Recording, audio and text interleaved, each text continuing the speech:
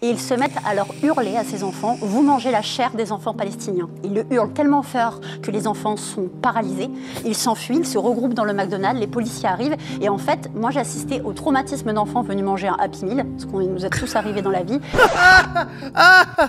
C'est tout. Mais ça pue la merde. Demain j'arrive et je dis, bon les gens, avec Cassandre on va faire la Pride à Tel Aviv. Ni Cassandre ni moi on est juifs, mais vous pensez que je vais être traité comment? Vous pensez que les gens ils vont réagir comment? Mais ça sera pas de l'antisémitisme. Ils vont dire qu'on est des immenses fils de pute et ils auront raison. Quotidien, votre émission préférée, bande de fils de pute. Il a fait bleu, blanc, rouge ce fils de pute. Regardez, il veut que je chante la Marseillaise ou... No shade pour les putes. Nora Bussini, pour ceux et celles qui se souviennent, c'est celle qui s'était infiltrée dans les milieux wokistes avec ses cheveux roses là, et qui avait fait un bouquin sur les milieux woke, LGBT, je me suis infiltré, mon cul, etc. Et du coup, là, elle a écrit un nouveau bouquin, et là, du coup, apparemment, elle s'est réinfiltrée dans les milieux pro-palestiniens. Elle a pu débunker l'antisémitisme de l'ultra-gauche. Là, vous voyez les nouveaux antisémites. En quête d'une infiltrée dans les rangs de l'ultra-gauche.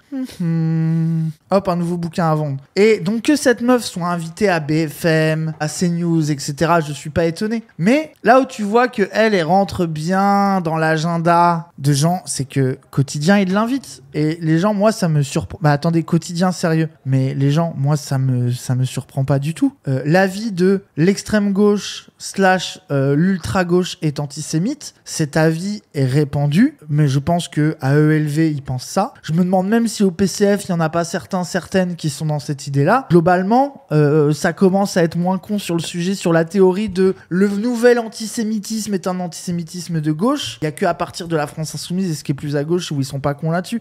Et il y a même des gens au sein de l'extrême gauche qui se sont fait avoir par cet élément de langage et ce truc de, en réalité, il y aurait un antisémitisme de gauche hyper puissant. Alors, c'est pas pour dire que les antisémites de gauche, il n'y en a jamais, ça n'existe pas, mais désolé, je vais reprendre exprès le terme quand Mélenchon avait dit l'antisémitisme est résiduel en France.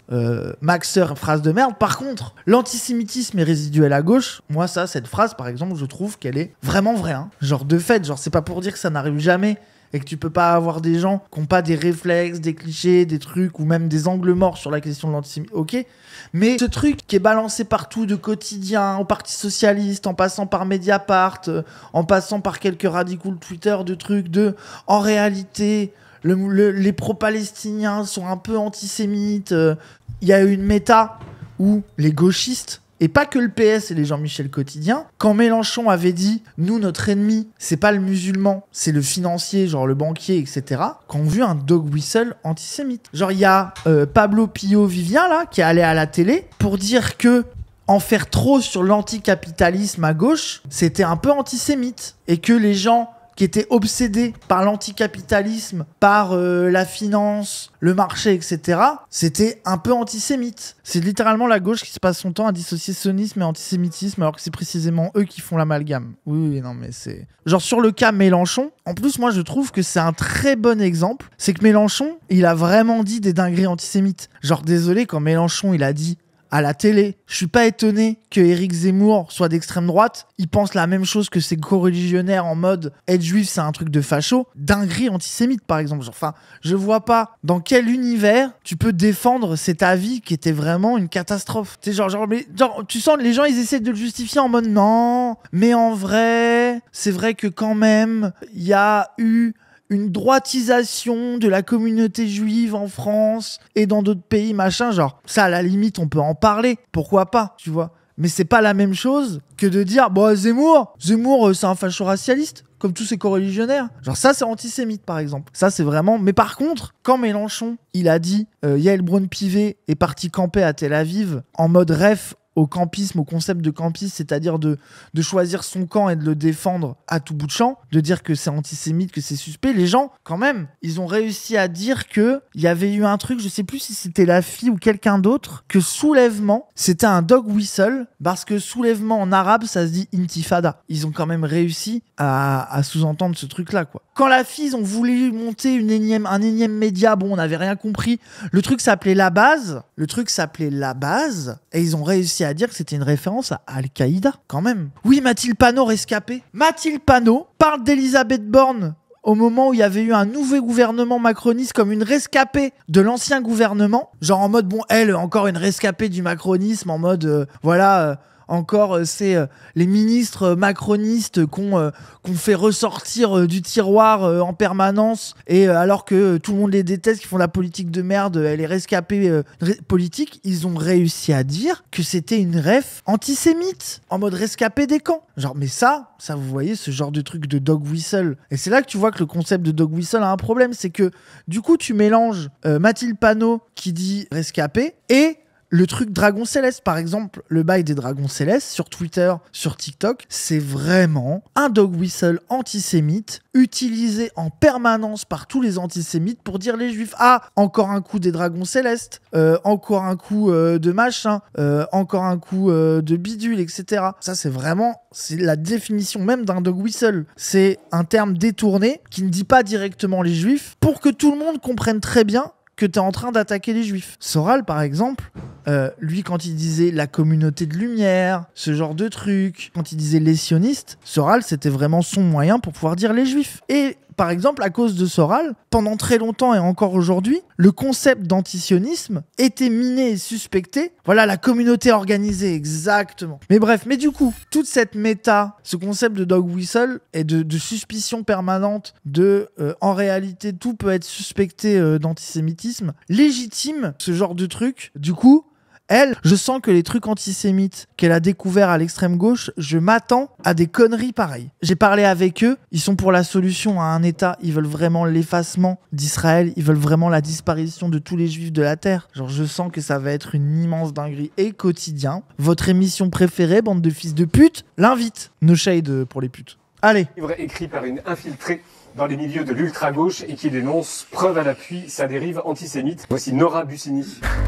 Déjà, définir ultra-gauche, premièrement. Je suis terrifié. Son dernier bouquin, c'était Les Nouveaux Inquisiteurs, enquête d'une infiltrée en terre woke. Oui, de fou. Et elle, son truc, c'était de oh là là, si tu te trompes de pronom avec les hommes, femmes, non-binaires, on sait pas, ils te cancel, c'est terrible. C'était vraiment ça le truc. Hein. Genre, c'est vraiment une anti-woke qui pue la merde, ridicule. Genre, c'est catastrophique. Hein. Je me rappelle que l'ultra-gauche, c'était Tarnac, où ils sont allés arrêter des intellos qui ont écrit 2 bouquins en croyant que c'était des terroristes, alors que c'était juste des gauchistes qui s'étaient acheté 3 baraques dans le même village, qui avaient ouvert une épicerie et qui écrivaient des bouquins pour dire qu'il fallait faire la révolution et qu'on n'a jamais rien fait. Votre précédent livre avait déjà fait beaucoup parler. C'était une enquête sur la galaxie woke qui s'appelait Les Nouveaux Inquisiteurs. Mais déjà, à quotidien, du coup, les woke, les nouveaux inquisiteurs, ça leur pose pas de questions, par exemple. Cette émission qui vient nous faire la leçon, faire les gauchistes en permanence, genre, eux, ils sont pas problématiques par rapport à Hanouna, et genre, la contre-proposition de gauche à la télé. Genre, il y a personne pour poser la question, pour personne se dire que c'était un problème, quoi. Journaliste d'investigation, hein. Infiltré, mais les gens, moi je call, elle a été dans 3 groupes WhatsApp et 2 groupes de discussion Twitter, avec des gauchistes prouveurs qu'on dit 2 trucs en mode moi je comprends le Hamas et ça va être ça son truc, moi j'en suis persuadé. Hein. Oui, sa méthode pour l'infiltration, les gens, c'était de mettre une perruque rose. Ce qui me choque, c'est que c'est un mélange entre Marguerite Stern et Moufette au niveau de l'ADA. Moufette, elle a une énergie terf un peu finalement. Son camouflage, les gens. Journaliste à factuelle chroniqueuse, a passé 1 an dans la communauté woke. Regardez là, regardez. Et c'est là que tu vois que les wokistes, ils sont trop gentils. Ça veut dire que t'as une journaliste qui a mis une perruque rose moche qui est venue, et les gens, ils sont tellement gentils que personne a osé se dire qu'il y avait un problème. C'est là que tu vois que le wokisme est un problème. C'est que cette meuf, ils l'ont pas suspectée. Ils se sont dit, ah là là, elle a la pire perruque, la plus ridicule et la plus cringe que j'ai jamais vue, mais ça serait un peu problématique. Donc je vais rien dire, quoi. Alors que normalement, tu la vois, bah, tu te renseignes, quoi. Tu te dis, oula, c'est tellement la DGSI, c'est tellement un keuf. Genre, c'est bizarre la meuf, mais bon, on juge pas. Oui, exactement. Tu sens que c'est ça. C'est là le problème des woke. L'idée est d'un côté de recueillir énormément de témoignages, en l'occurrence plus d'une centaine pour cet ouvrage, et de l'autre sur le terrain, de participer, sans préciser que je suis journaliste, à des manifestations, des groupes de parole, des actions, des discussions aussi. J'ai infiltré des boucles Telegram. Voilà, j'ai infiltré des boucles Telegram. Moi, je colle que elle est allée à 3 manifs palestiniennes sans rien faire, qu'elle a passé sa journée dans des boucles Telegram, et en plus, tellement facile de trouver des boucles Telegram. Je vois très bien avec des gauchistes prouveurs qui font les bandeurs de la lutte armée et du Hamas. Je le vois gros comme une maison que ça va être ça. J'en suis persuadé. Avec que des petits golemons qui ont découvert la question palestinienne avec le 7 octobre et qui font les bandeurs de lutte armée, je le vois, mais tellement venir. J'espère pas me faire des ennemis parce que j'espère que l'antisémitisme n'entraîne pas le fait d'avoir des ennemis. Moi, je veux juste dénoncer. Alors, c'est pas l'antisémitisme qui entraîne le fait d'avoir des ennemis. Par contre, faire un bouquin de propagande pour taper sur le mouvement pro-palestinien, oui, c'est sûr qu'on va pas être copains avec toi. Alors, historiquement, l'antisémitisme était associé à l'extrême droite. Est-ce que vous affirmez qu'il est plus présent, autant présent, moins présent aujourd'hui à l'extrême gauche? Il part du principe que cette meuf a une parole légitime sur la définition de ce qui est antisémite ou non, a fortiori à l'ultra-gauche. Ça veut dire que les gens partent du principe que déjà elle ne ment pas, que ce qu'elle va définir comme antisémite l'est vraiment, c'est elle qui distribue les points, de savoir si c'est pareil, c'est pire, c'est moins pire. Bah oui, l'extrême droite, c'est sûr, quoi. En tout cas, j'ai retrouvé les mêmes liens, les mêmes tropes antisémites, la même manière de se produire, la même manière d'imaginer qu'il y a un complot juif qui dirige la France. À l'ultra-gauche, des gens qui pensent qu'il y a un complot juif. Moi, je suis désolé, je n'y crois pas. Je n'y crois pas. Que des gens de gauche puissent avoir des clichés antisémites en tête, qu'il y ait même genre des gens qui restent des vieux de l'extrême gauche, avec le vieil antisémitisme de gauche à la con, et genre même des trucs un peu de... Moi, je vois bien des gens de gauche avoir des avis de « Ah, les juifs, tu peux pas les critiquer, ils sont un peu protégés. » Ou alors un truc, tu vois, genre des... Mais le truc de... Prom Dog, il y a un complot juif pour diriger le monde et diriger la France en secret, c'est pas des gens de gauche. Ou alors, elle est tombée sur des gens qui venaient d'arriver à gauche, pas politisés, qui sont des dieudonistes et des soraliens. Notamment dans une infiltration que j'ai faite au prix d'urgence Palestine sur Wikipédia, ils étaient absolument persuadés que les sionistes, donc maintenant ils disent plus le terme juif. Allez Alors, le complot juif, c'est devenu une infiltration d'urgence Palestine sur Wikipédia qui pense un truc sur les sionistes. Mais alors attention, hein, parce qu'ils disent pas juifs, ils disent sionistes. Bah attends, du coup maintenant ça veut dire que par exemple si tu dis le gouvernement est rempli de sionistes, c'est quoi? C'est le complot juif? Et c'est là que vous voyez, à quotidien, ça pose pas problème. Pour elle, si tu dénonces le sionisme des macronistes, tu es dans le complot juif. Et voilà comment tu transformes des gens de gauche qui dénoncent le sionisme de l'État, du gouvernement, des gens au pouvoir, en complotistes complètement cons. Et voilà, on y est. Infiltré sur Wikipédia. La France dirige l'information et qu'il faut lutter par tous les moyens possibles. Vous vous rendez compte que on est passé de Urgence Palestine qui dit que l'État et les médias légitimes relayent de la propagande sioniste à il y a un complot juif de direction du monde. Mais ce n'est pas la même chose. Tu peux totalement ne pas être juif et relayer la propagande sioniste. Il n'y a aucune contradiction entre les deux. Mais ça, et ce genre de parole-là est légitimé par tous les gens, tous les trucs, tous les articles qu'on a vus, tous les trucs de ah là là, le problème de l'antisémitisme à gauche, ça légitime ce genre de truc. Voilà, maintenant Urgence Palestine, quand ils dénoncent le sionisme, en réalité, il y a juste à remplacer le mot. Mais non, mais en fait, ils disent sionisme, c'est pour dire juif. Bah voilà, bah c'est pratique. Alors que le discours d'Urgence Palestine, c'est qu'ils sont sionistes par impérialisme, dont l'écrasante majorité n'est pas juive. Bah oui.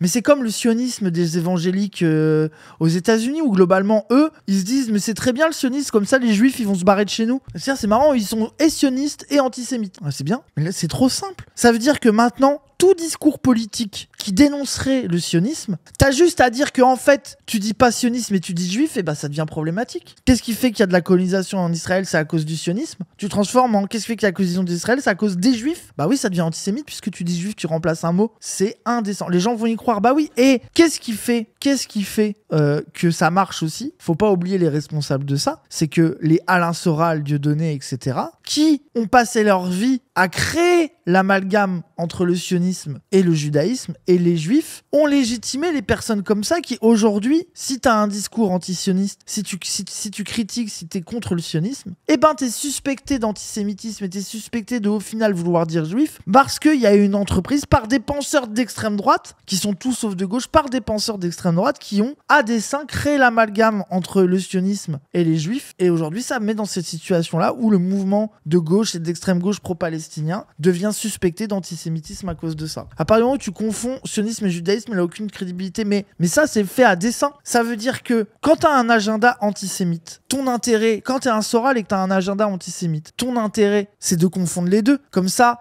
tu peux aller justement draguer, par exemple, les gens pas très politisés qui, par exemple, trouvent que ce qui se passe en Palestine, c'est pas ok. Tu leur dis, mais ça, c'est le sionisme. Regardez, ils tuent des Palestiniens. Regardez, c'est des sionistes. Et en plus, le sionisme, c'est relié aux juifs. Et donc, tous les juifs sont sionistes. Et donc, tous les juifs sont des mauvaises personnes. Et bam, bam, donc tu déroules ton agenda antisémite. Et inversement, si tu as un agenda sioniste et que tu veux défendre Israël et Netanyahou, etc., de prendre toutes les critiques politiques qui peuvent être faites, notamment sur l'idéologie sioniste et la colonisation, de les déplacer sur la question du judaïsme, te permet de ne pas répondre sur le fond politique qui est le sionisme et la colonisation, et de simplement disqualifier la parole de ton opposant en disant que c'est un antisémite. Et en fait, c'est là que tu vois que tu as un truc, une alliance non voulue, mais qui en fait sert l'un l'autre, entre les antisémites à la Soral qui ont instrumentalisé le mot sioniste, et les sionistes qui peuvent se défendre en faisant passer toutes leurs critiques sur de l'antisémitisme. Et qui s'appelle Orio, l'instrumentalisation de l'antisémitisme. Il y a eu un livre qui a été écrit qui s'appelle Contre l'antisémitisme et son instrumentalisation, je crois. Genre des trucs qui ont été faits à PDH, Tzedek, l'UJFP, enfin plein de gens, l'urgence Palestine, enfin voilà quoi. C'est ce que Soral disait, c'est d'amalgamer les juifs au sionisme et à Israël. Que t'as forcément un lien direct entre sioniste égale juif, juif égale sioniste. Et que l'un ne peut pas être séparé de l'autre. Et ça, c'est antisémite. Ça, c'est vraiment du Soral dans le texte. Que ça soit pour dire que si tu critiques le sionisme, c'est pas bien parce que t'es antisémite, ou inversement pour dire que si t'aimes pas les juifs, au final, c'est juste les sionistes que tu dénonces. Il est tout aussi présent à l'extrême droite et à l'extrême gauche. Oui. Mais de toute manière, les liens se font. Les liens se font carrément. Et personne sur le plateau ne va lui demander comment est-ce qu'elle peut prouver que quand Urgence Palestine dit sioniste, ils disent juif. Qu'est-ce qui prouve qu'à Urgence Palestine, pour eux, c'est la même chose? Est-ce qu'il est présent aujourd'hui à l'extrême droite? Qu'est-ce qui permet de le dire? Les législatives anticipées, il y avait quand même des élus qui ont été, dont on a révélé... Mais c'est pire! Mais c'est pire! C'est pire, Apathy, il se dit même pas, c'est pareil, lui, il dit, mais non, l'extrême droite, ils sont plus antisémites. Et encore heureux. Au moins, elle dit que, parce que la différence, quand même, rappelle, Urgence Palestine dénonce le sionisme, les candidats aux européennes, aux législatives RN font des saluts nazis, posent habillés en nazis, ont des croix gammées chez eux, vantent les discours d'Hitler prom dog. Genre, et pour elle, c'est pareil. Dire les macronistes sont sionistes et faire des saluts nazis, être habillé en Hitler Prime, pareil, même chose. Des tweets, des prises de position, des photos. Qui est le Rassemblement national dans le rassemblement de novembre, après le 7 octobre. Mais Apathy, mais quel chien. Et la gauche trop con qui l'ont défendu quand il a pris sa sauce là. Ah, maintenant qu'il nique sa mère, c'est bon, qu'il se prenne ses sauces tout seul. C'est très grave. Je suis persuadé qu'il ne croit pas à ce qu'il dit. Mais les gens, vous oubliez que Apathy, il a une haine de la gauche et a fortiori de l'extrême gauche. Les gens, faut pas que vous oubliez que les libéraux comme lui, même centre-gauche, même PS, ils ont une haine de l'extrême gauche, même si, au fond, ils savent que c'est pas totalement vrai le truc de l'antisémitisme. Si ça peut faire du mal à l'extrême gauche, ça leur va. Il y a aucun problème. Genre, eux, tout ce qui peut aller contre des idées qu'ils ont en horreur, ils iront, il n'y aura pas de problème. C'est l'importation du conflit en Israël et en Palestine en France. Et ça va faire aussi bien réagir à un La Soral qu'une Rima Hassan. Et d'ailleurs, j'ai pu prouver dans mon livre des liens entre les deux, en tout cas dans les idées. Les gens, c'est vraiment un putain de scandale. Rima Hassan et Alain Soral, la même chose pour eux. C'est un niveau d'indécence. Et je sais pas quoi faire. Mais même, à un moment donné, est-ce qu'il n'y a pas Rima qui a un avocat bien vénère qui peut faire un procès pour diffamation? Antisionisme égale antisémitisme, c'est tout son livre, bah oui. Et c'est là aussi où tu vois que ce que je disais au début, à quel point Alain Soral va leur permettre de dire ça, c'est que c'est lui qui a vraiment eu cette stratégie-là de justifier son antisémitisme avec le sionisme, c'est lui qui a vraiment eu cette stratégie.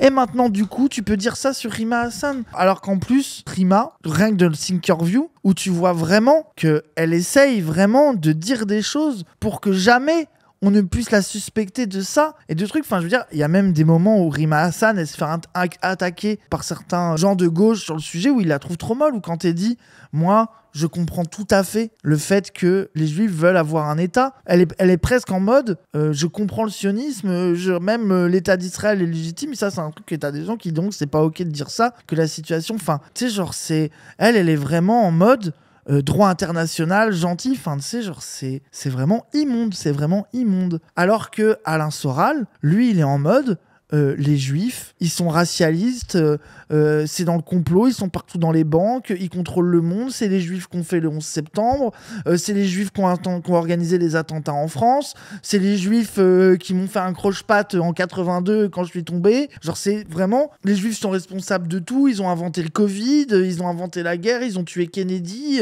ils ont inventé les trans. Voilà, ça c'est vraiment Alain Soral, les idées d'Alain Soral. Rima Hassan, la colonisation. Et si t'as travaillé 5 secondes sur le sujet, normalement, que t'es journaliste à quotidien, que tu te fais des couilles en or pour être dans cette putain d'émission, normalement tu la reprends quand t'as dit ça. Même si t'es pas d'accord politiquement avec Rima Hassan, normalement tu la reprends. Ça déclenche de l'antisémitisme. Ça veut dire que les gens qui sont pas formés sur le sujet, qui sont un peu cons, quand ils vont avoir sous les yeux des néo-soraliens, eh ben ils vont utiliser des déclarations comme ça qui mettent tout sous le sigle de l'antisémitisme pour justifier leur antisémitisme réel. Ça vraiment, ça c'est un outil qui va leur servir, quoi. Genre c'est comme quand Manuel Valls, il avait été je sais plus où pour dire la France est l'ami éternel d'Israël, sera toujours là aux côtés d'Israël, machin, etc. C'est un truc, bah tiens, t'es Alain Soral, t'as juste à prendre Manuel Valls qui dit ça, tu le mets en boucle et tu dis, bah voilà, vous voyez bien, Manuel Valls est soumis aux Juifs qui ont le pouvoir, machin, sans jamais parler de la réalité des intérêts occidentaux, de la colonisation, enfin, tu vois, de parler vraiment de politique, quoi. Ça, c'est le genre de moment de télé qui offre des balles aux antisémites, mais tellement tous les jours, quoi. Tous les jours. Alors que justement, genre, plus le mouvement antisioniste à gauche, qui est solide sur l'antisionisme et solide contre l'antisémitisme est puissant, plus tu ne peux plus utiliser la question de la colonisation et d'Israël pour faire monter de l'antisémitisme. C'est l'inverse en fait. Rima Hassan participe plus à faire baisser l'antisémitisme qu'à le faire monter. C'est ça la vérité. Et eux, en faisant ça, en assimilant les deux, ils le font directement monter. C'est là qu'il y a vraiment un scandale. Aux États-Unis, j'ai voulu aller sur le campus de Columbia parce que c'est là qu'ont démarré vraiment les manifestations et les actions estudiantines qui ont des images de sitting. Là, j'imagine que c'est antisémite parce qu'ils ont des drapeaux palestiniens. Quand les cadres de ton mouvement parlent de dragon céleste ou de Jésus crucifié, ça fait pas baisser l'antisémitisme, non. Alors, Dragon Céleste, tu parles de David Guiraud, qui a toujours fait des tweets sur One Piece. À la seconde, on lui a dit que c'était aussi utilisé comme dog whistle, il l'a supprimé et il a dit que c'était pas ok. Et Jésus crucifié sur la croix, j'ai même pas la ref. Et on en a parlé au début, des fois où Mélenchon a dit de la merde, et où toute la gauche l'a repris et tout le monde lui a chié dessus. Donc non, je suis désolé, au contraire. Les 3 dingueries qu'a sorti Mélenchon, vu comment il s'est fait terminer, ça prouve bien qu'il n'y a pas de problème d'antisémitisme à gauche, justement. Justement, au contraire. Moi, je trouve ça bien. C'est que ce que je trouve bien, c'est que le vieux, comme il a dit, de la merde antisémite comme un vieux fou de gauche, que tous les jeunes, tout le monde l'a repris, tout le monde a dit que c'était pas ok, ça prouve bien que sur le sujet, on est tranquille, justement. Moi, je trouve ça rassurant de voir les réactions sur Mélenchon, où justement, et même les gens, ils sont tellement au point sur ce sujet-là, la nouvelle génération sur la question d'antisémitisme est tellement au point, que sur les conneries qu'il a dit, sur Zemmour, c'est normal qu'il soit de droite parce qu'il est juif, tout le monde l'a terminé, et par contre, quand ça a essayé de faire croire que parler des banquiers ou dire camper à Tel Aviv c'était antisémite, les gens n'ont pas cédé, on dit que c'était de la merde. Donc ça prouve bien que les gens sont sérieux sur ce sujet-là et que quand il y a des trucs antisémites de dit, ils le disent, et quand il y a des trucs où la droite et les médias prétendent que c'est antisémite, ça l'est pas, ils le disent aussi. Donc pour moi, justement, sur ce sujet-là, on est globalement plutôt bien à gauche, ça, je le dis très sereinement. Globalement, collectivement, ça va. Et des images assez impressionnantes, Columbia, mais il y en a eu dans énormément d'établissements, Harvard, Princeton, Berkeley, il y avait etc. quoi d'antisémite ? Mais à Columbia, il y avait Students for Justice in Palestine, qui est une antenne d'étudiants qui a été fondée aux États-Unis et qui a ses ressortissants jusqu'à Sciences Po Paris et qui étaient eux à l'origine de manifestations à Paris. C'est la boucle what. Et donc, quel est le rapport à nouveau ? Quel est le rapport entre des manifestations pour la Palestine et l'antisémitisme ? J'aimerais bien que tu nous l'expliques.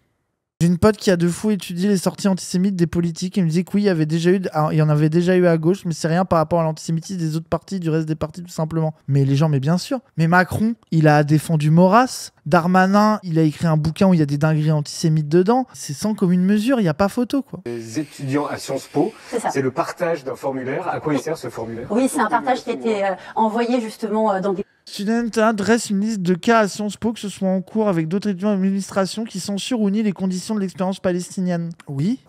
Et alors? Ce Google Form permettait de dénoncer des professeurs ou des étudiants qui nieraient ou sous-estimeraient ce qu'il se passe en Palestine. Donc là, t'as des gens qui s'organisent pour débusquer les gens qui défendent le génocide dans leur école, et c'est antisémite. Pourquoi? L'idée était de les nommer précisément pour faire des listes, mais on ne savait pas à quoi allaient servir ces listes. Le rapport avec les juifs. Le rapport avec les juifs. Quel est le rapport entre les profs qui te laissent pas dénoncer le génocide en Palestine et les juifs? Il n'y en a aucun. Ah oui, c'est ça, les listes antisémites. Eh bien sûr, bien sûr. Ouais, les négationnistes, mais bien sûr. Enfin, déjà, il l'invite, mais personne ne lui pose la question de comment elle justifie le fait que c'est antisémite. Ah bah oui, je sais, puisque les gens à gauche qui disent sionistes, et ben en fait ils veulent dire juifs. Donc si tu fais une liste de gens qui défendent des idées sionistes, en fait tu fais une liste de juifs. Mais là c'est trop facile. Mais en fait c'est trop facile. Genre tu peux faire ça sur tout. Genre t'as juste à changer le mot et c'est bon. Ça y est, y a pas de problème. Ça ne peut pas fonctionner comme ça. L'organisation Samidoun, c'est une organisation qui est reconnue comme terroriste dans de nombreux pays. Les États-Unis, les Pays-Bas, l'Allemagne, Israël, pas encore en France, parce qu'elle a des liens avérés et prouvés avec le Front Populaire de Libération de la Palestine, qui est une organisation reconnue comme terroriste. Donc ça, c'est des Palestiniens d'orientation marxiste, le FPLP, et souvent dans les organisations de libération palestinienne, c'est celle avec laquelle la gauche a le plus de liens, le FPLP. Et là, ce qui est intéressant aussi, c'est que cet assaut-là, ils ont peut-être des liens avec le FPLP, mais c'est surtout des gens qui essayent d'alerter sur les emprisonnements sans procès, sans jugement, sans tout ce que tu veux des Palestiniens en Israël, quoi. Ils appellent pas la lutte armée ou je sais pas, genre il y a des enfants dans les prisons israéliennes, il y a des gens qui sont mis en prison en Israël, on sait pas, sans aucune raison, ils ont pas à justifier, ils sont mis là, ils sont torturés, ils sont affamés, ils savent jamais quand ils sortiront, s'ils sortiront, globalement. Si t'as éternué trop près d'un soldat de Tsahal, tu finis en tôle, t'es enfermé dans le bordel, personne ne sait combien, genre t'as pas de procès, t'as rien, enfin les gens c'est... Voilà quoi. Genre mais bon, puisque les États-Unis et Israël les ont retenus comme terroristes, on a le droit d'avoir des liens avec quel Palestinien, genre même les marxistes on n'a pas le droit. Ben non, puisque le FPLP, il y a une partie, il y a des gens du FPLP qui ont participé au 7 octobre. Donc il y a des gens du FPLP qui ont fait des actions armées, etc. quoi. Donc oui, donc à partir du moment où un Palestinien s'organise pour se défendre autrement qu'en acceptant de se faire buter en baissant la tête et en restant assis, de toute façon, ça y est, tu rentres dans la case terroriste et illégitime. C'est que la colonisation Israël, bien, valide le droit à se défendre, le droit à exister, les moyens de résister palestiniens, terrorisme, massacre, antisémitisme systématique. Et tout est égal par ailleurs, ça veut dire que vraiment, la résistance palestinienne, c'est que les gens, par exemple, du 7 octobre, beaucoup de gens à gauche questionnent les moyens utilisés lors du 7 octobre, qui sont même contre les moyens utilisés au 7 octobre, mais qui par contre reconnaissent la légitimité aux Palestiniens à essayer de se défendre et à pouvoir aller contre la colonisation. Pour Nora Bussini, Quotidien et plein de gens, c'est même pas les moyens, c'est que l'idée même que des Palestiniens veuillent se défendre de la colonisation est inacceptable. Rien que ça, ce n'est pas possible pour eux. La discussion n'est plus possible. Tu peux pas avoir de discussion nuancée sur nous on considère que la colonisation, je veux dire, c'est dans le droit international de quand tu te fais coloniser, tu as le droit de te défendre. Après, c'est pas pour ça que tu veux faire tout ce que tu veux comme tu veux. Enfin voilà, une vraie discussion politique compliquée sur un sujet compliqué. Et de toute façon, les Palestiniens, vous n'avez rien le droit de faire. Vous n'avez, à la limite, un sitting peut-être. Et surtout, même ça, c'est pas vrai. Rappelle qu'il y avait eu une marche qui avait été faite sans armes pacifiques par les Palestiniens. Les Israéliens ont tiré sur la foule. Et là, tu n'avais que... Là, ils avaient leur sitting pacifiste. Ils avaient leur mouvement. Les Palestiniens, ils ont qu'à pas être violents et peut-être que on les écoutera. Genre, voilà, la grande marche du retour, c'est ça. Genre, ça, les gens n'étaient pas armés. Ils ont tiré dans la foule, ils ont tiré dans le tas. Donc, tu vois bien que même quand l'injonction à les Palestiniens, allez, faites un petit sit-in, faites 3 banderoles, là, peut-être qu'on vous écoutera. Non. Ils sont pas écoutés. Premier problème. Et on les tue quand même. Quoi qu'il fasse, que ça soit sans rien, des cailloux ou avec des armes, de toute façon, ils vont se faire tirer dessus, ils vont se faire assassiner par Israël. Donc c'est bien là que tu vois que, en réalité, la discussion n'est pas sur les moyens d'action des Palestiniens, c'est sur la légitimité même de s'exprimer politiquement. Contrairement à ce qu'ils disent, par contre, les gens de gauche, même ceux qui peuvent discuter avec le FPLP ou qui trouvent que les Palestiniens ont le droit de se défendre, justement, ils ont un cerveau et ils sont capables de dire que faut bien que les Palestiniens se défendent de la colonisation et de questionner les moyens utilisés. Justement, contrairement au soutien d'Israël dégénéré, les gens sont capables d'avoir un cerveau un peu complexe et de condamner ce qui a été fait le 7 octobre tout en rappelant la légitimité des Palestiniens à se défendre. Enfin, ça me paraît être une position assez facile à comprendre, assez facile à avoir, où t'as pas besoin d'avoir bac plus 42 en politique pour comprendre le sens, quoi. Israël a donné l'ordre de tirer dans les jambes, le message envoyé, vous marchez pour la paix, vous marcherez plus jamais. Bah oui. Et ça déroule sur ça où Samidoun, présenté comme une organisation terroriste parce que ces gens essayent de défendre les prisonniers politiques palestiniens et d'en parler à l'international et de sensibiliser sur le fait qu'Israël enferme des gens sans procès dans les pires conditions. Waouh, le niveau d'organisation terroriste, ça me rappelle, mais c'est pareil avec le CCIF, où le CCIF c'était une asso légaliste qui faisait des procès pour essayer de défendre des gens qui subissaient de l'islamophobie. C'était devenu l'avant-garde de Daesh et des frères musulmans et de mon cul et de je sais pas quoi. Alors voilà quoi, globalement, si t'es un arabe et que tu t'exprimes politiquement, t'es un terroriste. En l'occurrence, Samidoun a entraîné et a participé à l'explosion de l'antisémitisme en Belgique où je me suis rendue et maintenant en France où j'ai pu les côtoyer pendant 1 an et demi et même rejoindre leur boucle Telegram. Source. Parce que pour l'instant, à part dire qu'ils sont classés terroristes aux États-Unis et qu'ils ont des potes au FPLP, genre allez voir les interviews de Samidoun chez PDH, chez Carré, mais bien sûr, mais enfin, c'est vraiment indécent. Saoul est un militant LGBT, c'est un homme transgenre qui depuis le 7 octobre, alors que lui-même est militant, il travaille au sein de la communauté queer. Depuis le 7 octobre, lui ne peut plus dire qu'il est juif. Putain. Et alors, rappelle que elle s'est infiltrée dans la communauté woke pour dire que globalement, les trucs de trans, c'était bizarre. Hein. Et là, t'as un mec trans qui allait lui offrir du beurre pour dire qu'il pouvait plus dire qu'il était juif. Mais c'est quoi ce mensonge? Tu pourrais presque dire des fois que tu peux même avoir un effet de tokenisation des juifs de gauche, des fois. Ça serait faux aussi, en vérité, parce que ça serait un peu... Enfin, tu vois son plaisir de dire « Ah, les gauchistes, vous aimez ça, les trans, hein ?» Donc, s'il y a un mec trans qui dit qu'il peut plus dire qu'il est juif, eh ben, vous allez être obligé de me donner raison, hein? Vous allez être obligé. Genre, la meuf a que des techs conspi bizarres. Mais oui, de fou. Et surtout que... Là, c'est un mec trans qui dit qu'il peut plus dire qu'il est juif. Est-ce que dans les milieux de gauche, les interactions qu'il a eues, c'est parce qu'il est juif ou parce qu'il a défendu Israël? Ça me rappelle à Sciences Po, où il y avait eu des étudiants qui s'étaient fait virer de réunions pro-palestiniennes parce que c'est des militants sionistes qui défendaient le génocide et qui défendaient Israël, et c'est devenu on m'a viré parce que je suis juif. Non, tu confonds. Genre des juifs à gauche, il y en a plein, qui sont anti-sionistes, qui ont plein d'idées différentes, et globalement, le fait qu'il soit juif ne pose problème à absolument personne. Quel rapport avec sa transidentité? Ah, mais moi, je sais c'est quoi le rapport. Le rapport, c'est que elle, dans son esprit d'anti-woke de Marianne, qui a écrit un bouquin contre les trans, elle est là. Même votre totem de gauche, le truc que vous adorez les trans, regardez, c'est quelqu'un de chez vous, c'est un trans woke LGBT qui dit qu'il peut plus dire qu'il est juif, alors que vous êtes censé les aimer, les trans. Ça prouve bien que vous êtes encore plus antisémite que vous êtes woke, parce que vous avez rejeté un homme trans. Mais sauf que la vérité de la gauche, c'est que tu sois juif ou non, que tu sois trans ou que tu sois cis, si tu défends le génocide en Palestine, bah les gens ils vont te terminer, oui.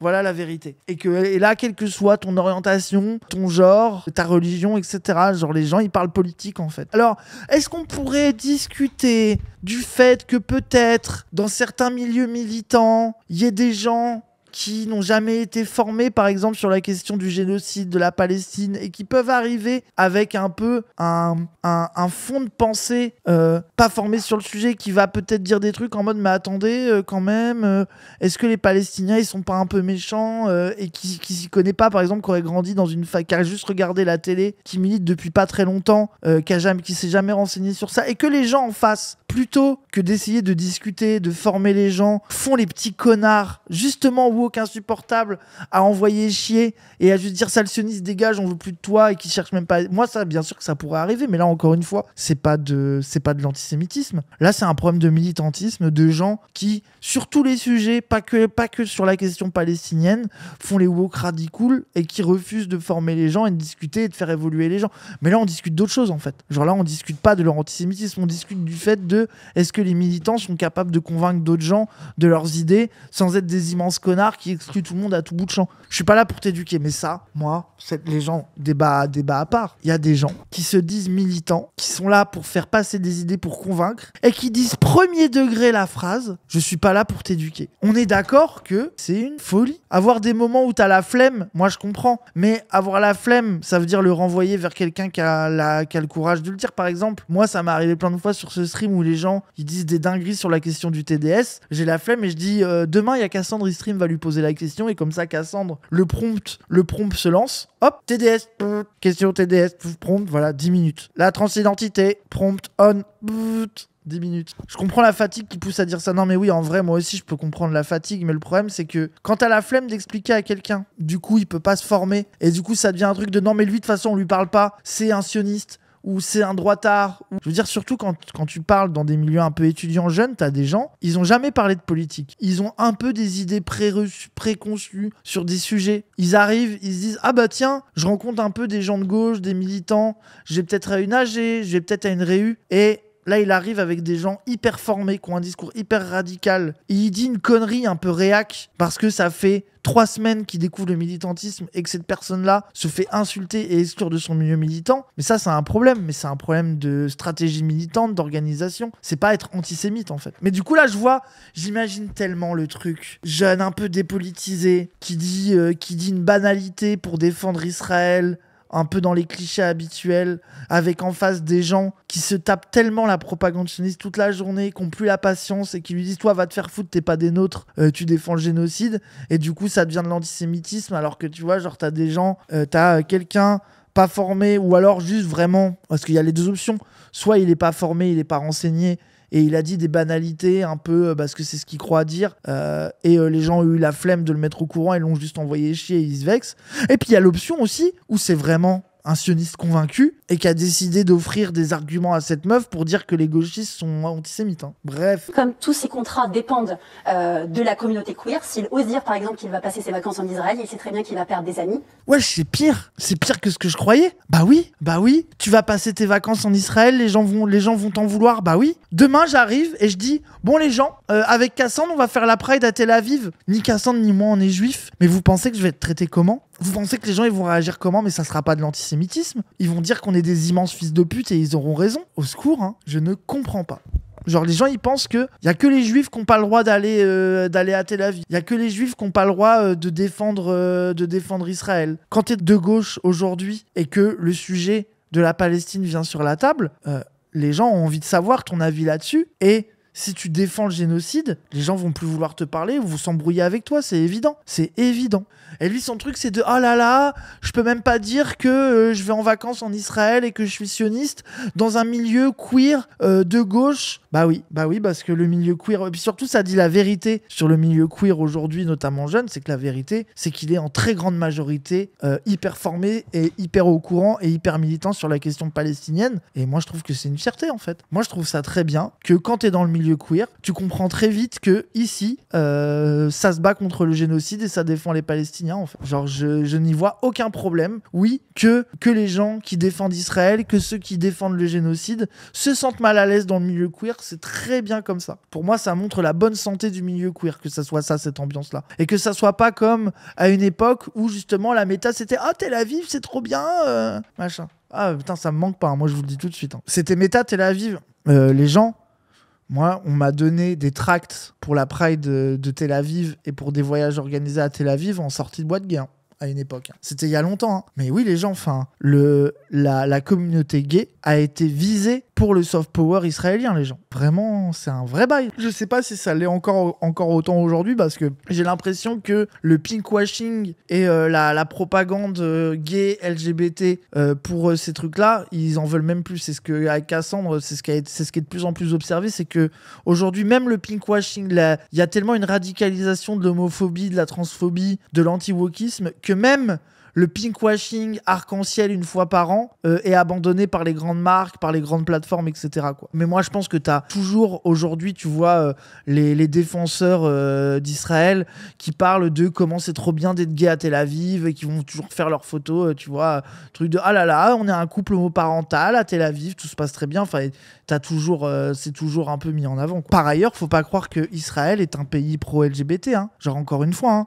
Dans une grande partie d'Israël, ça pue la merde. Si tu sors des grandes villes, t'as pas envie d'être un couple homosexuel en dehors de Tel Aviv. Enfin voilà quoi. Genre, mais même cette légende que les juifs homosexuels ou que les homosexuels sont heureux en Israël, c'est une légende. Hein. C'est pas vrai. Hein. Les gens ils sont homophobes comme partout ailleurs, et notamment dans un pays turbo-religieux. Il y a de l'homophobie de fou. Vous faites pas gaslight de faire croire à ce truc de Israël, l'avant-garde du progressisme, MDR. Hein. Mais là, elle est en train d'expliquer quand même, aujourd'hui, à gauche, dans le mouvement queer, ne pas être contre le génocide est un problème? Oui. Partir en vacances en Israël est un problème? Oui. Oui, oui. Et c'est très bien. Et ça serait l'inverse qui m'inquiéterait. TikTok, Instagram, X, ex-Twitter, qui vont galvaniser et même radicaliser une génération Z qui initialement a une empathie légitime pour ce qui se passe en Palestine, mais qui va être radicalisée par les discours qu'elle va pouvoir entendre, notamment pour la glorification du terrorisme. Ah, quoi? La glorification du terrorisme sur TikTok? Alors que vraiment, enfin, c'est des petits gens. Enfin, je veux dire, bien sûr que tu vas trouver des gens à l'extrême gauche sur la question de la lutte armée, de la légitimité de la lutte armée, qui y réfléchissent, voire même qui font les bandeurs. Ah, on a vu les trucs de Wissam, tu n'as pas tweeté pour défendre le Hamas. Bon, bien sûr, tu vas toujours trouver des gens qui disent des trucs comme ça. Ok, mais la vérité des gens, genre, ils font des édits de Rima Hassan, ils essayent de partager la flottille, ils suivent le boycott, ils parlent, enfin. Genre, en fait, moi, ce qui m'énerve, c'est que déjà, on peut discuter de la légitimité ou de non de la lutte armée, etc. Moi, je trouve que c'est un débat qu'on peut avoir qui est intéressant. Mais faire croire que t'aurais à gauche une hégémonie du truc de les Palestiniens ont le droit de se défendre et la lutte armée est légitime en Palestine, les gens, ils sont tellement gaslight par ce truc que globalement, la violence, c'est mal, machin, qu'ils y réfléchissent même pas. C'est ça la vérité de la grande majorité de cette néo-gauche un peu pipou gentille sur les réseaux. Ok, ils sont turbo pro-palestiniens, bien sûr, et pour eux c'est un sujet important, c'est bien, mais me faites pas croire qu'ils sont tous là à bander sur le FPLP, sur la lutte armée. Ce n'est pas vrai, ce n'est pas la réalité. Bien sûr que tu vas en trouver des gens qui réfléchissent à ça, et d'ailleurs ils sont légitimes à réfléchir, à en parler, moi je remets pas en question, mais c'est faux que toute la gauche des réseaux est comme ça, ce n'est pas vrai. C'est pas genre Rima Hassan par exemple, quand il parle la plupart des trucs compliqués, c'est des insoumis qui spamment le droit international, boycott. Genre voilà la vérité du mouvement pro-palestinien dans sa majorité en France. Genre, enfin, faut arrêter de mentir. Je prends notamment l'exemple de Shahin Azami. C'est au-delà d'un influenceur, il est franco-iranien, il est agent d'influence lié à la République islamique d'Iran. Suite à nos révélations avec mon confrère Emmanuel Razavi, il va être jugé en 2026 pour apologie du terrorisme, mais pas que. Et lui, il est notamment aussi liké par Rima Hassan. Je le connais. Liké. Et voilà. Liké par Rima Hassan. Qu'est-ce qu'elle a liké? Qui c'est? Moi, je sais même pas qui c'est. Hein. Vraiment, c'est ridicule. Genre, c'est un journaliste qui partage beaucoup de trucs pour la Palestine. Ah oui, donc c'est quelqu'un qui est journaliste, qui like des trucs. Donc, puisque il est lié en secret... Tu sais, même j'ai envie d'avoir le mauvais esprit. Si c'est quelqu'un qui joue un double jeu et qui dit des trucs respectables sur la question palestinienne pour se montrer respectable, bah c'est logique que les gens ils le like du coup. Genre, oui, et il y a dans quel monde le mec est juste iranien et juste parce que c'est un Iranien pro-palestinien, en fait, il est suspect de tout. Moi, je le connais pas, j'en sais rien, tu vois. Il s'affiche clairement pro-Iran, mais sur la Palestine basée, oui, c'est ça. Les gens sont capables de trouver ses positions sur l'Iran nul et de trouver que des fois, il dit des trucs bien sur la Palestine. Oui, bon, ok. Oui, et on en revient au truc de Thinkerview de Rima Hassan payé par l'Iran. C'est incroyable. Et surtout, là, elle, donc, dans sa tête, la jeunesse française pro-palestinienne défend l'Iran. Rappelle quand même que à la manif du 18 septembre, on était en train de parler avec un gars qui avait un drapeau palestinien. Il y a une meuf, sûrement une lectrice de Marianne, qui est venue nous voir et qui a dit « Ah, la Palestine, c'est un syndicat? Est-ce que vous dénoncez le génocide en Iran? Le génocide de l'État, de la République islamique d'Iran? Ils sont en train de faire un génocide, est-ce que vous le dénoncez? Et voilà, genre l'Iran, les gens pensent que les gauchistes, maintenant, ils sont OK avec ce qui se passe en Iran. Mais sauf qu'en Iran, dans les 1000 problèmes qu'il y a de tout ce qu'il y a à dénoncer, un génocide. Ah bon? Et c'est là que tu vois qu'il y a un truc de ah, vous dites génocide en Palestine, on va dire qu'il y a un génocide en Iran. Ah bon, il y a un génocide en Iran. Depuis quand? C'est incroyable. À la députée européenne Rima Hassan, il y a des témoignages et des documents. On participe à une conférence d'université libre à Bruxelles, on regarde. Armée de peuple palestinien et vive la lutte. Armée de peuple palestinien. Oh là là, vraiment choqué par ça. Pourquoi c'est important? Pourquoi c'est un document important? En plus, moi, jusqu'à preuve du contraire, il y a juste la personne qui dit ça et tout le reste de la salle sont autre chose. On en revient à ce débat que je parlais tout à l'heure, que en réalité en France, il y a tellement une propagande hyper violente contre le mouvement pro-palestinien, c'est que le concept de lutte armée, qui est un concept discuté à gauche de manière nuancée, complexe depuis toujours, aujourd'hui c'est un vrai tabou. Ça veut dire que les gens même y réfléchir, parce que parler de lutte armée et parler de légitimité de la lutte armée, la suite de la discussion, c'est quelle lutte armée, de quelle manière, contre qui, à quel but, dans quel contexte. Et ça, c'est des discussions qui existent à gauche et a fortiori à l'extrême gauche depuis toujours, que ça soit pour parler en Palestine, que ça soit en France, que ça soit Cuba, les différentes révolutions, pareil, la question de l'antifascisme, l'autodéfense, s'armer contre les fachos. Enfin, je veux dire, c'est un sujet qui a une largesse et qui est passionnant et qui est hyper intéressant. Et parler de la légitimité de la lutte armée, par exemple, quand tu te fais coloniser, encore une fois, les droitards comme Bussigny et Quotidien, vous ne nous ferez pas croire que c'est légitimé toute manière d'utiliser la lutte armée. Ça veut dire que tu peux défendre la lutte armée et condamner des choses faites grâce à la lutte armée. C'est un débat qui existe à gauche, et les gens à gauche sont capables de réflexion et de contextualiser et de parler de la lutte armée dans certains contextes, dans certaines conditions, etc. Vive la lutte armée du peuple palestinien dans le strict respect du droit international de la guerre. Bah oui, parce que, rappelle les gens quand même, parce qu'il faut le redire, rappelle que vous irez voir la vidéo de Cassandre, il en parle, la vidéo la propagande, les femmes et la propagande de guerre. Il est écrit dans le droit international qu'un peuple qui se fait coloniser, comme ce qui arrive aux Palestiniens, est légitime à prendre les armes pour se défendre. Dans la loi, le peuple palestinien est tout à fait légitime d'utiliser des moyens militaires et armés pour se défendre de la colonisation.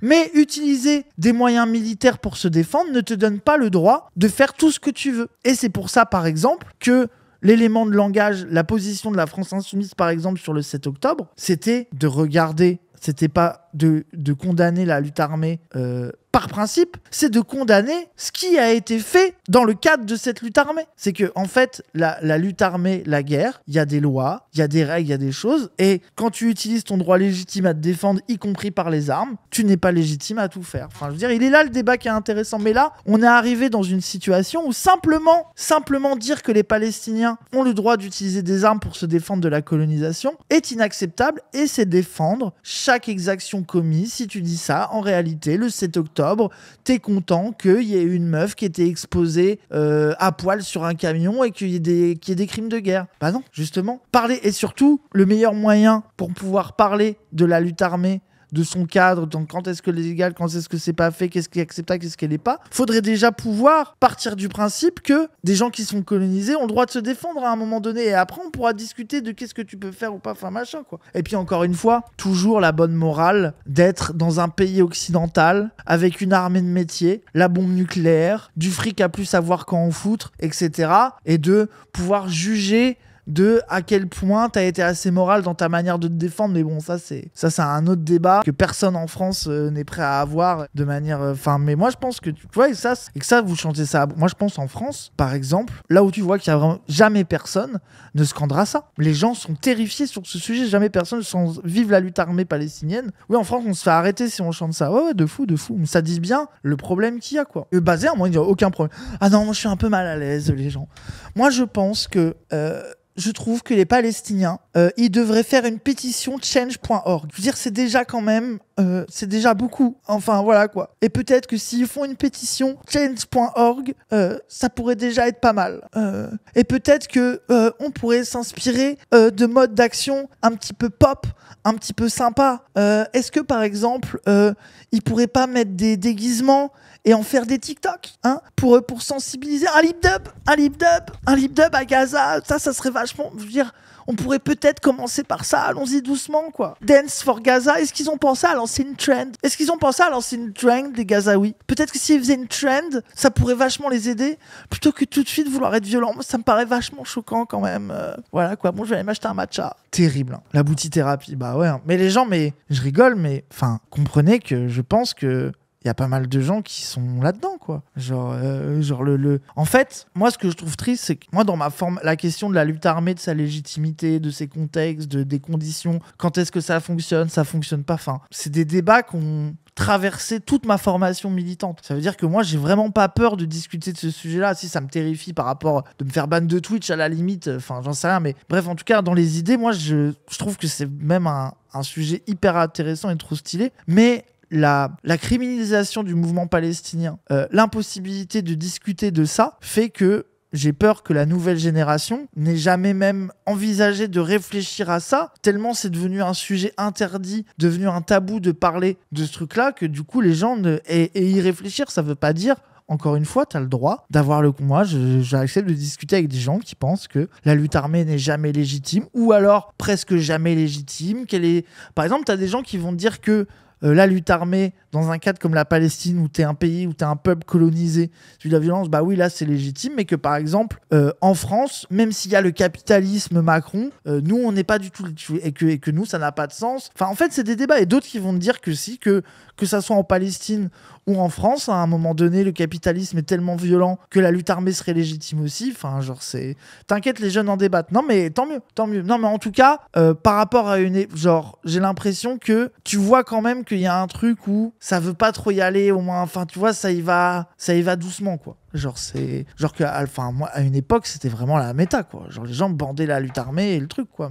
Mais voilà, quoi. Mais après, tant mieux. De toute façon, les jeunes, ils feront bien ce qu'ils veulent, ils se forment comme ils veulent. C'est leur dos, hein, qui se démerdent. Moi, j'ai aucune leçon à donner à personne, de toute façon. Mais ouais, Luigi, c'est vrai que ça en a pas. Mais tu regardes, par exemple, moi, là où je trouve ça, c'est que Nicolas Framont, par exemple, qui a fait un bouquin sur Luigi Mangione, qui fait une intro pour dire qu'il est pas pour le meurtre. Il s'est fait cancel de la fête de l'UMA et il se fait insulter comme bandeur de meurtre et de lutte armée alors qu'il a pris toutes les pincettes qu'il faut pour dire qu'il veut en parler sans en parler, etc. Donc moi, l'espace politique pour des gens beaucoup plus vénères qui auraient un discours beaucoup plus sérieux que Nicolas Framont sur le sujet, beaucoup plus violent, on va dire, mais je pense que tu finis en 11 en fait. Genre, c'est ça qui est horrible. C'est-à-dire que moi, je dis... Et en plus, tu peux ne pas être d'accord avec eux, moi, y a pas de problème. Mais ça veut dire que même la possibilité de discuter... mais de toute façon, tu le vois, nous, quand on avait parlé avec Jean-Marc Rouillant, comment on s'était fait... Encore aujourd'hui, parmi les éléments de langage que l'extrême droite, que quand je reçois des MP ou que les gens, ils font des commentaires sur nous, sur les réseaux, l'extrême droite, ils sont potes avec des terroristes, ça revient tout le temps, quoi. Genre, alors qu'avec Rouillant, il y avait une discussion tout à fait tranquille sur... En plus, ça me fait rire, c'est qu'on dirait qu'on a bandé la lutte armée, alors que le débat, c'était...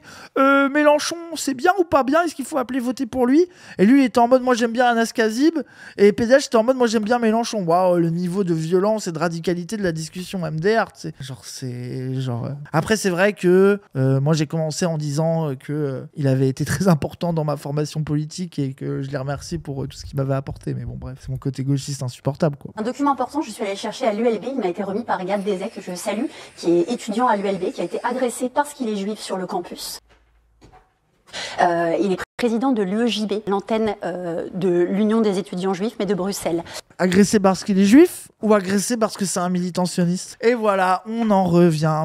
En fait, je vais me répéter. Tout son bouquin tient sur ça, les gens. Voilà, désolé. Je voulais montrer comment elle va radicaliser par son discours. Là, ce que vous entendez, ce n'est pas un appel, encore une fois, à une empathie et à un soutien envers les civils palestiniens. Empathie envers les civils, ok. On peut aller dire, on est triste pour eux. Se battre pour leur libération, non. C'est vraiment en mode, la Palestine, ce qui est légitime pour des meufs comme elle, là, comme elle ou comme à Quotidien ou pour les... Bref, ce qui est légitime, c'est de dire les Palestiniens vont être colonisés et mourir et vous avez le droit d'être triste. Voilà la parole politique sur le sujet autorisée. Un laisser-faire. Et désolé, ça aussi, les gens. Moi, je suis obligé d'en revenir avec quelque chose à laquelle la gauche a aussi participé. Pour moi, le fait de pouvoir prétendre que c'est le comble du soutien. Ça veut dire que la proposition de gauche, que nous-mêmes on a légitimée, qui a été une action politique, il a fait bleu, blanc, rouge, ce fils de pute. Il a fait un drapeau français, ce chien. Mais c'est quoi ça? Regardez, il veut que je chante la Marseillaise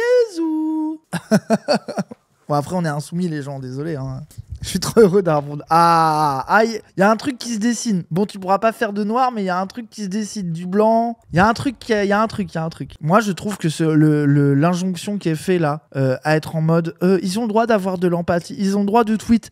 Soutine. Force à toi aux Palestiniens, c'est tout. Ça, nous, c'est aussi un truc où, désolé, à gauche, le comble de l'action politique, quand quelqu'un face à toi souffre, est victime d'eux ou quoi que ce soit, plutôt que de te battre pour des droits, pour des changements politiques, pour une prise de pouvoir, pour changer une situation, soutine, câlin si consenti, vraiment le soutien, je te soutiens. Politiquement, c'est un vrai problème, quoi. Dose, on se fait taper dessus dans la rue. De quoi tu parles? Qui? On? Quand? Pourquoi?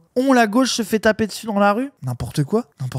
Il y a plein de gens qui vont jamais manifester. Il y a plein de gens qui sont dans le soutien, qui veulent même pas se mobiliser sur la Palestine. Qu'est-ce que tu racontes? Moi aussi, je me fais taper dessus dans la rue. Pourquoi? Je me suis fait taper dessus par les flics, je me suis déjà fait taper dessus parce que je suis gay, c'est quoi le truc? C'est quoi que t'essayes de prouver? C'est sur quoi ton out-wokisme là? Très bizarre ton message, hein.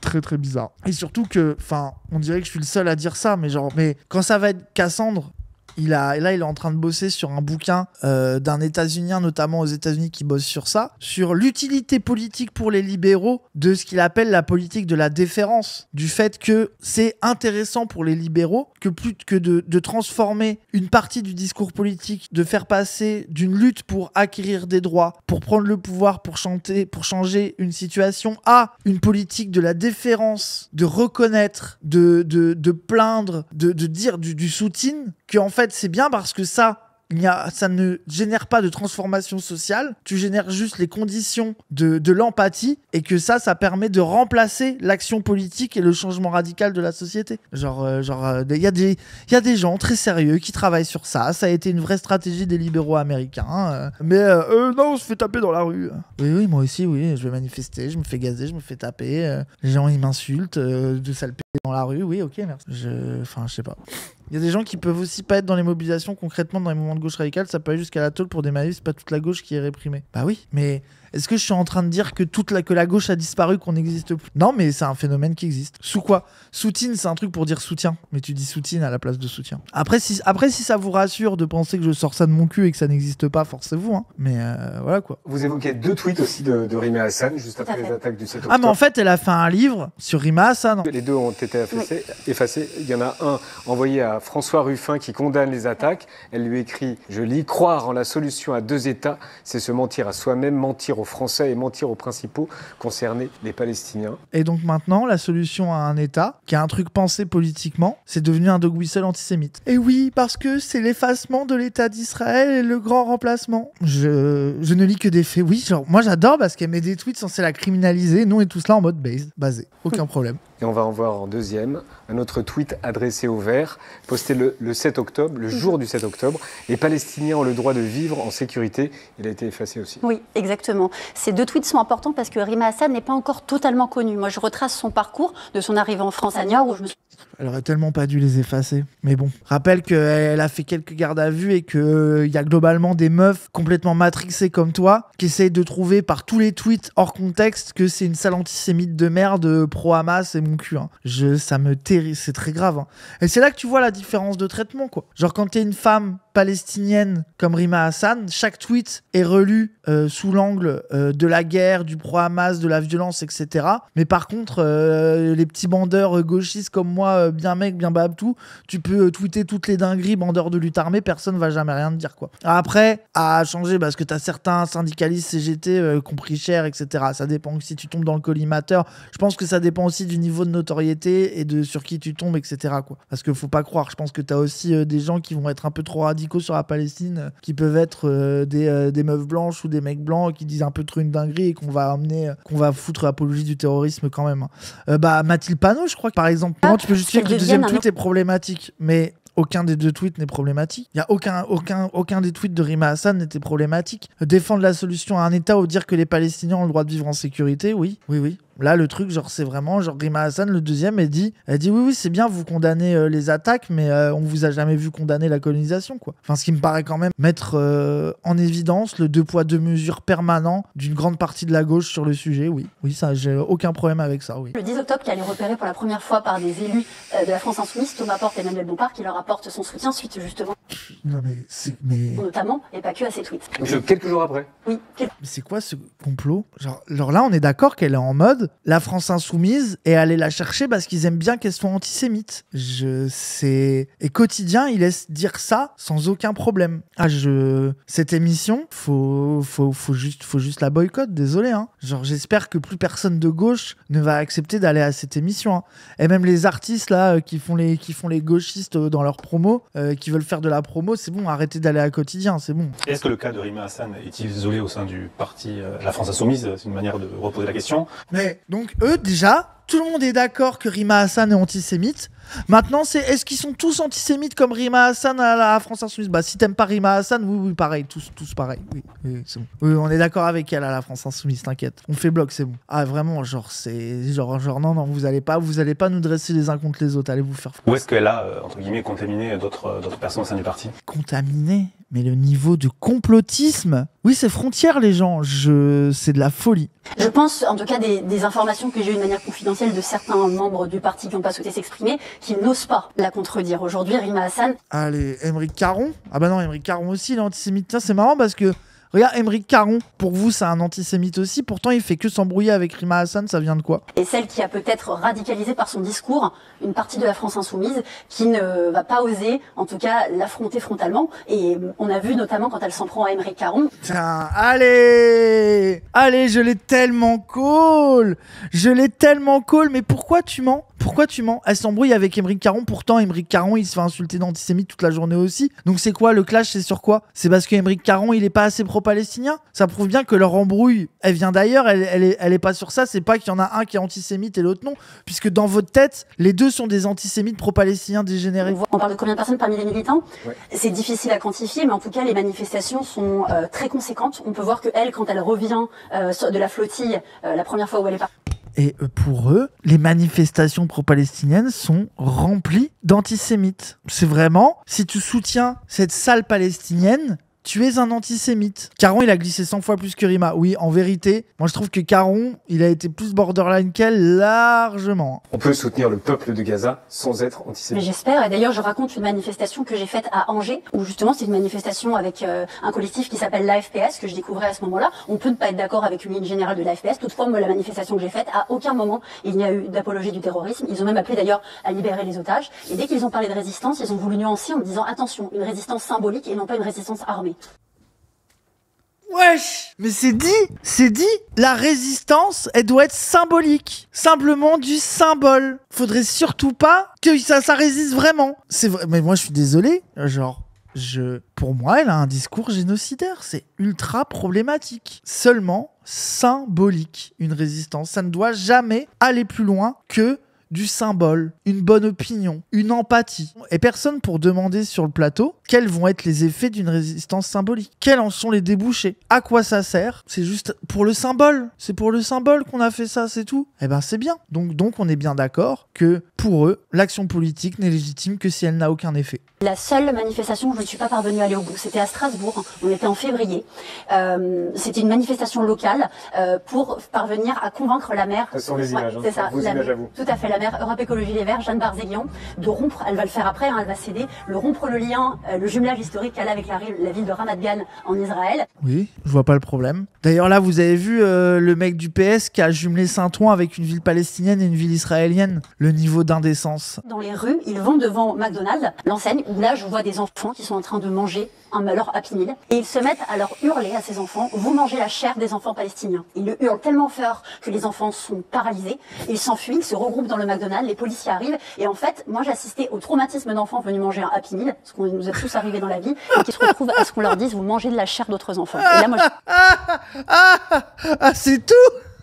Mais ça pue la merde. Et c'est ça la violence. Mais ça pue la merde. Vraiment, et ça, il y a des gens, ils vont être convaincus. Waouh. Ils ont crié sur des ados ou des gosses en train de manger un Happy Meal. Mais qu'est-ce qu'on s'en branle. Mais waouh, la discussion, c'est de est-ce que fallait hurler sur les gosses ou sur les parents. Ouais, super, mais la vérité, ils auraient hurlé sur des adultes. En plus, moi, genre, il y a grave moyen, c'était des turbo-adultes au domac. Elle a transformé en mode c'était des gosses, parce que c'est tout de suite plus choquant quand c'est des gosses. Mais la vérité, c'est que si ça avait été des adultes qui avaient hurlé ça, elle aurait trouvé ça pas bien pareil. Genre, le niveau de violence maximum, c'est d'hurler sur des gens qui boycottent pas McDo. Waouh, c'est vrai. C'est tellement grave. Genre, vraiment, je pense que je m'en remettrai jamais, en fait. Je pense que j'ai jamais vu une aussi grande violence. Crier un truc à quelqu'un pendant une manif, putain, c'est immonde. Vous vous rendez compte, ils ont crié un truc sur des gens, quoi. Mais je comprends pas. Ça, c'est pas du symbole. Appeler un boycott, dire à des gens que symboliquement, ils mangent de la chair d'enfants palestiniens, c'est pas de la lutte symbolique, ça? Je comprends pas, il est où le problème? Ils sont pas allés arracher le McDo de leurs mains. Ils ont pas cramé le McDo, c'est du symbole. Pour moi, c'est bon si on est dans le symbole. Ah, ça, c'est symbolique mais trop violent. Et il y a le symbolique pas violent, c'est de dire que faut résister que dans le symbole. Mais quand tu résistes sur des symboles, bah c'est pas bien quand même. Même si à la base, on a dit qu'il fallait résister que sur les symboles. Mais pas non plus trop, parce qu'il y a des symboles auxquels on ne touche pas. C'est le Happy Meal, bordel. De tous les symboles qui existent, il a fallu que vous touchiez au Happy Meal, bordel. D'accord, la résistance, elle doit être symbolique, mais il y a des limites. Faut quand même se respecter. Le McDo, c'est quand même une expérience commune qu'on a tous.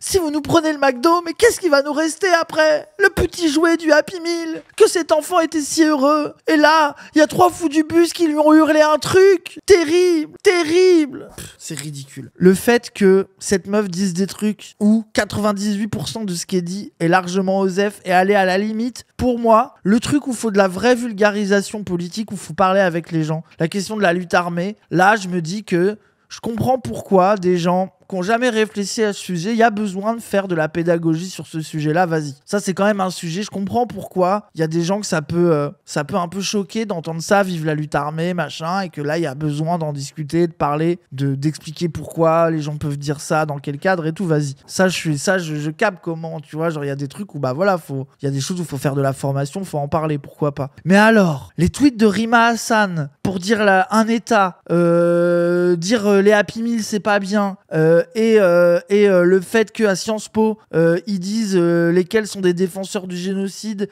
et son témoignage anonyme d'un mec qui a dit que il pouvait pas dire qu'il passait sa vie à prendre des vacances en Israël dans le milieu queer, vraiment, il y a rien du tout, aucune preuve de l'antisémitisme. Sa preuve de l'antisémitisme, c'est Urgence Palestine, qui disent que Macron et son gouvernement, c'est des sionistes. Waouh, bah oui, ça pue la merde. On va regarder, apparemment, elle a dit une immense dinguerie pour finir sur le cas Nora Bussini. Moi, je consacre mon dernier chapitre à Rima Hassan, sur laquelle j'ai enquêté. Je suis allée à New York, j'ai retrouvé des proches à elle. J'ai pu révéler notamment sa surappétence pour la question juive, l'amour qu'elle entretenait avec un jeune homme juif qu'elle cachait à sa famille, parce qu'il était juif et elle, sa famille, est de confession musulmane. Et surtout, je raconte comment elle prenait des cours aussi d'hébreu en secret, etc. Et à quel point elle rêvait. Et elle faisait tout pour pouvoir aller un jour en Israël. Mais Rima Hassan, 2014, ce qui l'a fait rompre avec ses liens, c'est quand elle va retweeter Alain Soral. Notamment, après, elle va retweeter Dieudonné, etc. Donc, on voit quand même des convergences, certaines dans des discours ultra radicaux. Quoi? Mais attends, mais c'est quoi le lien logique de elle aimait les juifs, sous-entendu avant, elle aimait ça, et du coup, c'est quoi? C'est parce qu'elle a pas pu devenir juive qu'elle est devenue antisémite en retweetant du Soral? Je ne comprends pas. Je ne comprends pas ce qu'elle essaye de prouver et quel est le lien logique entre les deux. Elle a écrit un biopic. Je ne comprends rien. Trop bizarre. Genre, qu'elle ait retweeté Soral, genre, ah oui, effectivement, il y a des gens qui ont retweeté Soral et Dieudonné, qui ont eu des idées antisémites et qui, grâce à la gauche, grâce à la formation politique de la gauche, grâce au mouvement pro-palestinien de gauche, permettent de déradicaliser des gens du soralisme, du dieudonisme et de ces idées de merde, et oui, tu peux arrêter d'être antisémite et continuer à lutter pour la Palestine et à être antisioniste. Et oui, ça existe, tu peux être antisioniste sans être antisémite. Et les gens qui sont les plus efficaces pour déradicaliser des Soraliens de leur antisémitisme, c'est notamment des gens de gauche formés sur la question palestinienne, des gens qui sont antisionistes et solides sur la question de l'antisémitisme et qui peuvent débunker l'amalgame que Soral a mis dans la tête de plein de gens que sionisme égale juif. Et ben c'est la gauche antisioniste et pro-palestinienne qui va contre cet amalgame qu'il a lui-même créé. C'est eux qui luttent pour ça et c'est tout à leur honneur. Bref. Putain, en tout cas, c'était pire que ce que je croyais. Hein.